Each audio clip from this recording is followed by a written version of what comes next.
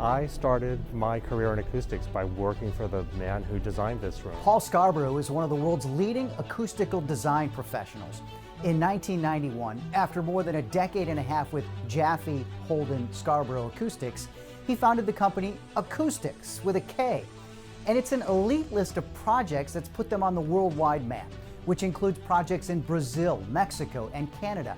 And here in the United States, Geffen Hall at Lincoln Center in New York City, the Boston Opera House, and Charleston, South Carolina's Gilliard Center. And importantly for Savannah, he worked for 17 years with Christopher Jaffe, who was the original acoustical designer for this space. And to be able to have somebody who understands the way that Jaffe thought, the way that, that he designed things is going to be really crucial. So how about Savannah's Johnny Mercer Theater? Does the building have potential for reuse?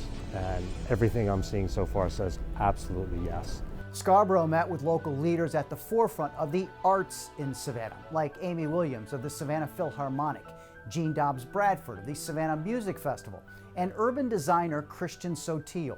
When a space has accumulated the stories and the history of half a century, it becomes part of our identity. First thing is we need to re-establish some of the key design things that were put here in 1970.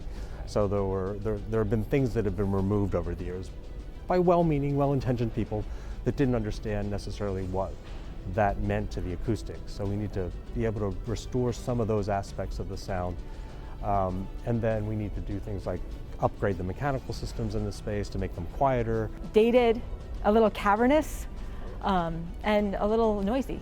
Sound is the most important thing for people on stage and in the audience. It's the thing that people come here for, right? You want to see it, but you're going to want to hear it and experience it.